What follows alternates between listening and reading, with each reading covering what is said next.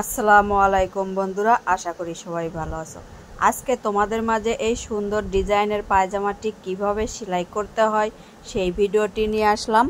ভিডিওটি না টেনে শুরু থেকে শেষ পর্যন্ত দেখতে থাকো, সবার কাছে অনুরোধ রইল। আর আমার চ্যানেলটিতে নতুন হলে সাবস্ক্রাইব করে পাশে থাকা বেল বাটনটি অন করে দিবা নতুন নতুন ভিডিও পেতে সবার আগে। যারা করেছো তাদেরকে অসংখ্য ধন্যবাদ। তো প্রথমে আমরা সাধারণ পায়জামা যেভাবে কাটিং করি ঠিক সেভাবে পায়জামাটি কাটিং করে নিতে হবে। উপরে 2 ইঞ্চি রাবাটের জন্য এবং লম্বার ঝুল অনুযায়ী, আর নিচে ডিজাইন করার জন্য 1 ইঞ্চি এক্সট্রা কাপড় নিতে হবে। তো এরপর আমরা এখানে কাপড়টা নেওয়ার পর এখানে 4টে পার্ট করা আছে। তো 4টে পার্টের এখানে আমি এই কর্নার থেকে 10 ইঞ্চিতে একটা মার্ক করে নিব। তো এই মার্ক অনুযায়ী ডিজাইনটি করে নিব। তো এখানে আগে কাটওয়ার্ক করে একটা চিহ্ন করে নিব যাতে করে বুঝতে সুবিধা হয়।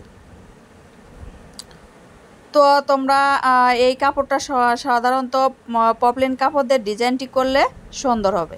তো এই কর্নার থেকে এই দিকে এই কর্নারটা ধরে একটা আড়াআড়িভাবে আমরা এই মার্ক অনুযায়ী এই কর্নার পর্যন্ত একটা ভাঁজ দিয়ে নিব।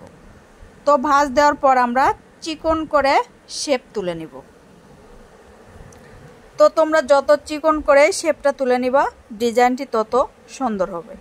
তো সাধারণত পপলিন কাপড় দিয়ে এই ডিজাইনের পায়জামাগুলো শেপ তোলার ডিজাইন করলে পায়জামাগুলো দেখতে সুন্দর হয় আর শেপগুলোও অনেক সুন্দর হয়।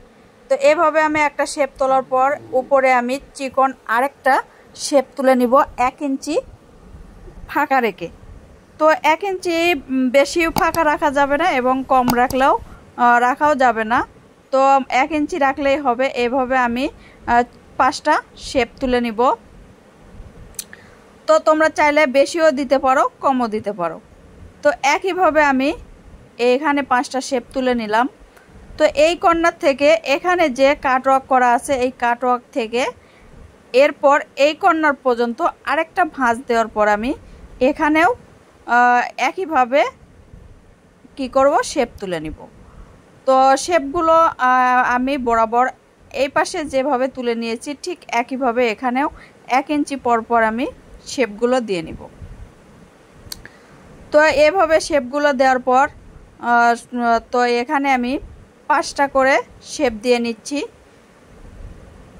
তো শেপগুলো দেওয়া হয়ে গেলে আমরা সাধারণত এই কাপড়গুলো আয়রন করে নিব। তো শেপ তোলা ডিজাইনের পায়জামাগুলো সাধারণত আয়রন করে নিলে শেপগুলো দেখতে সুন্দর হয় এবং ফিনিশিং ভালো হবে।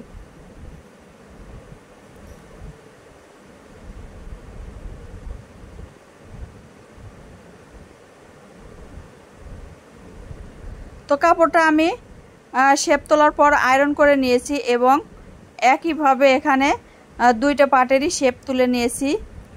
তো এরপর আমি নিচে কি করব 2 ইঞ্চি বর্ডার দিয়ে সেলাই দিয়ে নিব। তো তার জন্য এখানে আমি 2 ইঞ্চি ওসার চওড়া একটা পট্টি নিয়েছি।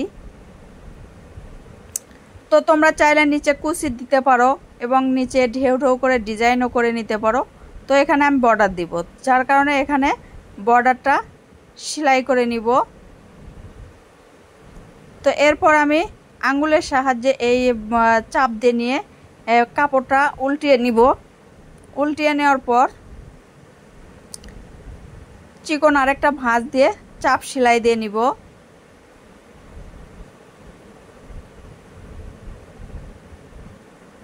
তো ভিডিওটি ভালো লাগলে অবশ্যই সাবস্ক্রাইব করে পাশে থাকা বেল বাটনটি অন করে দিবা নতুন নতুন ভিডিও পেতে সবার আগে। আর অনুরোধ রইল লাইক দিতে ভুলবা না।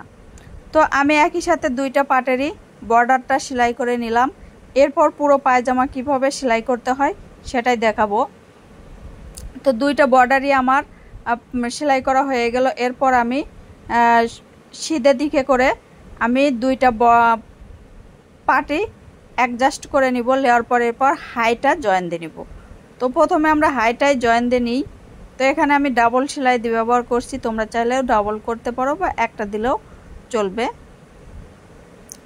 তো এরপর পায়জামার মহরির লুজটা রাখবো সাধারণত 6.5 ইঞ্চি, তোমরা চাইলে বেশি বা কম রাখতে পারো।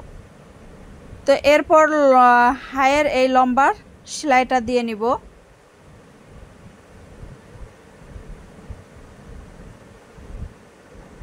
তো একইভাবে এই পাশেরও মহরির লুজটা 6.5 ইঞ্চিতে দাগ দিয়ে নিব।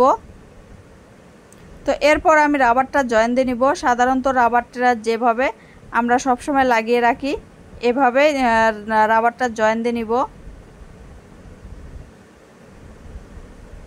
তো অবশ্যই একটা লাইক দিতে ভুলবা না। ভিডিওটি ভালো লাগলে অবশ্যই সাবস্ক্রাইব করে পাশে থাকা বেল বাটনটি অন করে দিবা। তো আজকের মনে ভিডিওটি এখানে শেষ করলাম।